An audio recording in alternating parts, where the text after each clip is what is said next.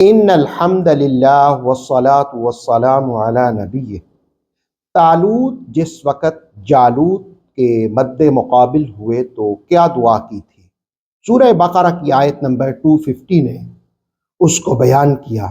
آئیے سورہ بقرہ کی 250 نمبر آیت کے ضمن میں اس کو جانتے ہیں۔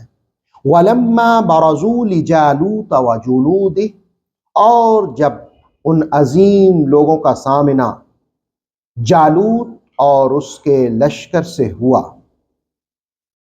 قالوا، انہوں نے عرض کیا، ربنا افرغ علینا صبرا، اے ہمارے رب ہم پر صبر اونڈیل دے۔ افرغ، افراغ کہتے ہیں کسی سیال مادے کو برتن سے ایسے گرانا کہ برتن خالی ہو جائے، اسے کہتے ہیں افرغ۔ ان کا افرغ علینا صبرا، ہم پر صبر اونڈیل دے، وثبت اقدامنا، اور ہمیں ثابت قدمی عطا فرما، وانصرنا علی القوم الکافرین، اور کافر قوم کے مقابلے میں ہماری مدد فرما۔ طالوت کا انتخاب سموئیل علیہ السلام نے جس وقت کیا تو طالوت اپنے لشکر کو لے کر نکلا۔ صحرا کے بعد نہر میں آزمایا گیا اور کہا کہ تم نے پانی نہیں پینا۔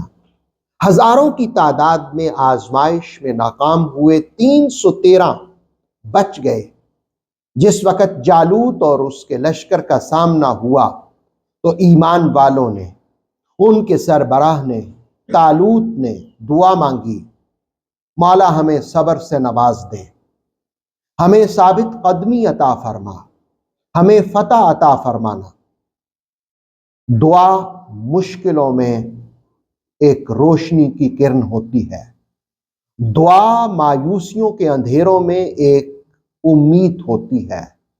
حدیث شریف کا مفہوم یہ ہے کہ دعا تقدیر کو بھی بدل دیتی ہے، اور خاص طور پر قرآن مجید کی آیت سکھاتی ہے صبر کی دعا مانگو، استقامت کی دعا مانگو، اور فتح کی دعا مانگو۔ اللہ رب العالمین ہمیں بھی صبر نصیب فرمائے اور دین کی راہوں میں استقامت کا نور نصیب فرمائے۔ اوتھینٹک اسلامک نالج کے لیے نور وحی یوٹیوب چینل کو سبسکرائب کیجئے، بیل آئیکن کو پریس کرنا مت بھولیے۔ نور وحی فیس بک، انسٹاگرام اور ٹک ٹاک پیج کو بھی فالو کیجئے تاکہ ہماری ہر نیو ویڈیو آپ تک بروقت پہنچ سکے۔